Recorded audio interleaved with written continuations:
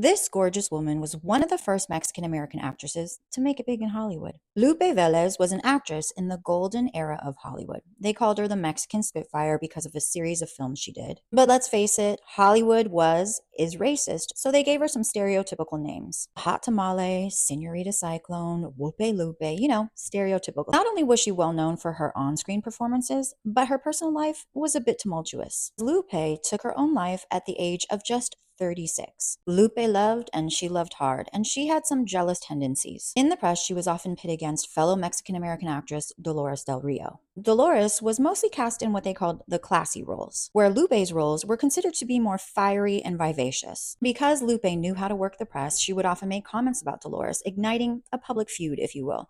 They say personally they respected each other. But make no mistake, Lupe was drama, and she liked to get into some tussles. As the story goes, she auditioned for Douglas Fairbanks. He told her to take off her shoes. She was like, "I'm not taking off my shoes," started screaming at him. He cast her in the film. Not long after, he started thumping her pum-pum.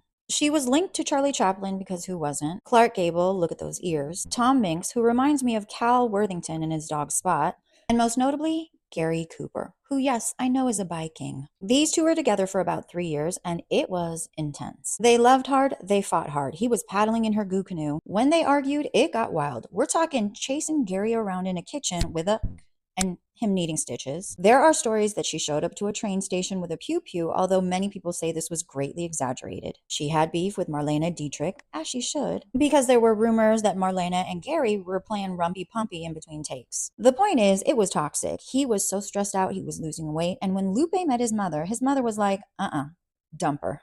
After their breakup, she dated a few people. Then she met Johnny Weissmuller, the actor who played Tarzan. These two got married, but again, it was dramatic. They would get into it at premieres and nightclubs. She even talked about how she would clock him from time to time. Their makeup artists often had to cover up bruises and hickeys. This marriage lasted about 6 years. In between all of that, Lupe would be throwing hands with other women. She got into a fistfight with Lillian Tashman at a club. She threatened to Norma Shearer. Lupe and Libby Holman were in a musical together and would often get into tussles backstage. Lupe did not back down. In 1944, Lupe met a struggling actor named Harold Marish. They began a relationship. They soon found out that they were expecting. One night on December 13th, 1944, Lupe was hanging out with some girlfriends. When she got back home later that night, Lupe took 75 pills and washed it down with a glass of brandy. Her assistant discovered her in her bed the next morning. Beside her was a note addressed to Harold, and it read, in part, "To Harold, may God forgive you and forgive me too. I prefer to take me and the baby before he grows up in a life of shame. How could you, Harold, create such fake love for me and the baby when you didn't want us?